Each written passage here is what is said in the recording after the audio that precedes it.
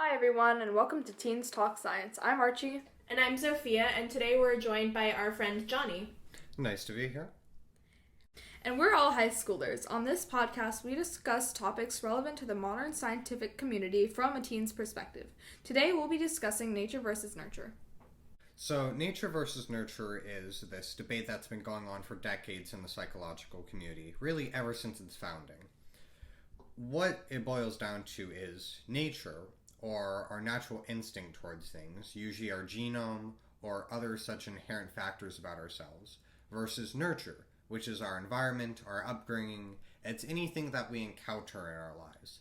And the debate revolves around which is more important or which is more impactful. Do our starting conditions determine us more than our environment, or do the things that we do and encounter affect us more than our original starting point? And so there are many different perspectives on that, and some people lean more towards one or the other, but generally there isn't a consensus on one being more important than the other. It depends on the context and also the severity of each.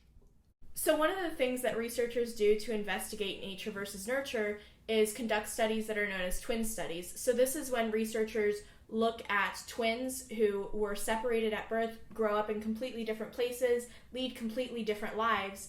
And after they grow up, scientists will compare their lives, their jobs, their relationships, all that, to look at how similar they've become. And kind of that gives us an insight as to their genetics, because identical twins share their DNA.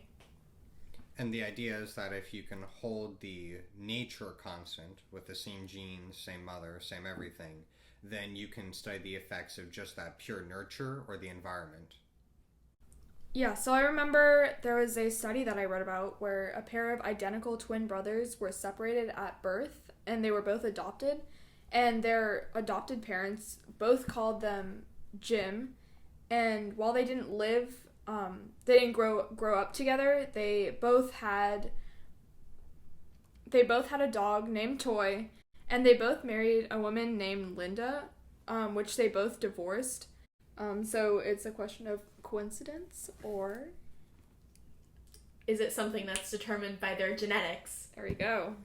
And while there's definitely a bit of chance there, of course, marrying women with the same names or divorcing them or having a dog with the same names aren't exactly determined exclusively by your genes, sometimes your nature can have an effect on that. And that's what the researchers looked at. They look at factors such as IQ, different talents or abilities or natural inclinations. Sometimes we see a lot of variation between regular siblings, but luckily when that's removed in identical twins, it gives us a much clearer picture with which we can use to understand the issue. Additionally, when it comes down to nature versus nurture, it's also necessary to mention the fact that the two interact with each other to form results. Sometimes someone will have a natural weakness to a particular disease or illness, and it's only when it's exposed to that illness or certain hazardous conditions that the condition will arise. Likewise, in the opposite manner, sometimes exposure to harmful chemicals can cause genetic changes that ultimately lead to diseases. For instance, UV rays damage skin cells and ultimately can cause skin cancer by mutating the genes. In that case, while it is technically the genes that cause the cancer, the UV rays are ultimately responsible. Right, and I think it's schizophrenia, correct? That has you can have a genetic predisposition for it. However, unless you're exposed to an outside factor, that gene might never activate. You might never actually present symptoms until later on. It's not just schizophrenia. It can be many different mental illnesses. Like, for instance, my mother's bipolar. And so if you look at the condition, yes, there's a slight inclination for someone like that to have children who are bipolar. But unless certain conditions arise during childhood, as you say, the condition will never manifest itself. And I can be a perfectly healthy individual. And it's not just mental illness. It's also other diseases like diabetes, for example. So in my family, my dad has type 2 diabetes, and so I might have a genetic predisposition for it. However, if I eat well, exercise, all that kind of stuff, there's less of a chance that I'll develop it. Having that history in my family doesn't necessarily guarantee it. And it's like that for a lot of different diseases. It's not just mental illnesses or diabetes. I was just using it more as an example. Heart disease is a common example. I mean, people usually fill out forms, and whenever you go to a doctor, sometimes they'll ask if heart failure runs in the family or other such things. Right. That's why it's so important to get blood work done if you have a history of illnesses like that in your family, to make sure that you're going to the doctor, all that kind of stuff, because there is a possibility of that developing even if it isn't guaranteed. Yeah, things like migraines. My family doesn't have a predisposition for migraines, but I do get migraines, so sometimes conditions can naturally arise as well, and it doesn't necessarily have to be because of genetics. Yes, and so honestly, like, that's a prime example of how even without the inherent nature, you can still have the environment inducing such things. But to add on to my previous point about the interaction between nature versus nurture, I just want to briefly detour the conversation to epigenetics, since that's a budding scientific field, and it's examining essentially how exactly our environment influences our genes and how those effects can carry on throughout our lives and even into other people's lives. So I was reading one study, and it found that in chronic smokers who have had a sense of history with smoking and it found that people who had an extensive history with smoking and had children, it was found that the children had a 50% greater likelihood of having asthma in their lives simply because of the fact that their parents smoked, and that was just a mere genetic predisposition. This was barring any effects that the actual secondhand smoke would have on the child, if any was found. That's really interesting, and I think it's definitely important to do more research into how the environment affects genetics and genetic predispositions, because of factors like that, where when somebody does start smoking, or if somebody does something in their life, how is that going to affect their children or their grandchildren moving forward? How is that going to look? Definitely, and I'm pretty sure, I don't quite remember whether or not this was guaranteed or if there wasn't enough evidence to quite say yet, but I believe in people who exercise, specifically do strength conditioning, they have a greater mitochondrial density inside their cells, and that translates to a better, let's say, energy efficiency in their offspring. And so, just an additional note. Do you prefer one or the other? Do you think that overall, do you think your genes are more important than your environment, or?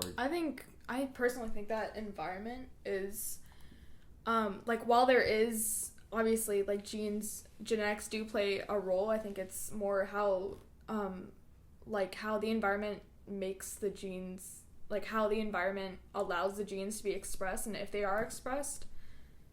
So there is a case where there was a girl, Jeannie, who probably had normal genes.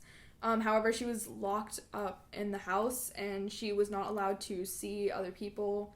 And she didn't develop like a normal child, and she doesn't have speech skills. Linguistic capabilities? Yes, she didn't have linguistic capabilities, and her development was a lot slower than the average child. And so because she did have healthy genes, because the environment was not suitable to bring up a child, she was not able to have a normal childhood, and she wasn't able to be brought up normally. Right, and so that impaired her ability to develop speech capabilities. And I think that's an interesting point, because that definitely supports more the idea that the environment has a larger impact. However, you have to be really careful when you're talking about that specific study, because a lot of the researchers involved grew to have a very close personal connection with Jeannie, and so a lot of that research is discredited because it didn't have the correct research ethics. This reminds me of something B.F. Skinner said. He was a behaviorist, really the founding behaviorist of 1960s, I believe.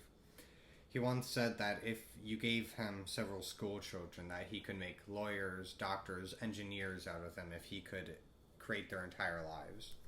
And there was a little bit of hyperbole in that, but his message stands true that he believed, at least from the perspective of behaviorism, that it was ultimately what you did to a child and what you could train people to do that ultimately decided their fate, rather than any inherent notions of superiority or intelligence or athleticism or any such feats. And when talking about this, you have to be a little careful because some people in the past, or some groups in the past, have attempted to use, the nature side of the argument to promote things such as epigenetics in a very, let's say, bigoted way. But speaking of behaviorism, there's been a lot of recent research in the past years. Let me just clarify for anybody listening. Behaviorism is a specific field, a school of thought in psychology. So, some recent research in behaviorism that started with Skinner has sort of looked at it, and of course behaviorism is inherently inclined to the nurture side of the nature versus nurture debate. But we're also looking into various things such as how our behaviors influence our genes, again through epigenetical means. I already mentioned that exercise can possibly lead to greater mitochondrial density. We're also looking at how different activities such as writing, language learning, other mental skills are leading to chemical changes in the brain, which are ultimately leading to genetic changes in ourselves. It's interesting to note that there are some diseases like sickle cell anemia and Huntington's disease where if you have the genetic marker, it doesn't matter how your environment affects you, you're still going to end up with the disease. Yeah, I mean, in that way, your nature is somewhat limited, or limiting, I should say. I mean, none of us were born with the capacity to fly. We don't have wings. And so, depending on what exactly the task is, I mean, there will be some things that we just can't do as people for biological limitations, physiological reasons. And so, there always has to be that balance between understanding that we have a great deal of autonomy in what we can do through our environment, but then also understanding that there are some hard limits placed by our nature. I agree. I think overall it's impossible to say whether or not nature or nurture is more important. I think there is evidence to support both sides of the argument of this debate, which is why it's persisted as one of the biggest debates in psychology to this day. Alright, so that seems like a good place to stop. Okay. I mean, just acknowledging the fact that there is no consensus at this point. It's an ongoing issue. There's more evidence being gathered. But I think it's always going to come down to the subjective decision whether or not you think, our decisions matter, whether or not we have freedom of choice, or whether or not ultimately it's going to be our nature and our circumstance that we're born with that we have no choice over, whether that decides our fate. Right. And obviously one viewpoint is a little bit more optimistic than the other. Yes. So on that note, we're going to wrap this up. Thank you guys for listening. I hope you enjoyed this discussion. Thank you, Johnny, for joining us during this episode.